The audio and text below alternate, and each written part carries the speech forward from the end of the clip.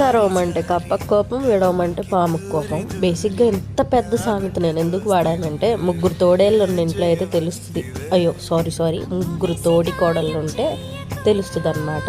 ఈ మాట ఎందుకన్నానంటే, మనకి ఎట్లయితే న్యాచురల్ డిజాస్టర్స్ ఉంటాయో వెదర్లో, అట్లనే ఈ ముగ్గురులో ఖచ్చితంగా ఇద్దరైతే గొడవ ఆడుకుంటారు. మూడో వ్యక్తి ఉంటారు కదా, ఎటు మాట్లాడలేరు అనమాట. ఇన్ కేస్ ధైర్యం చేసి మాట్లాడామే అనుకోండి, ఇంకా అయిపోయినట్టే మన సంగతి.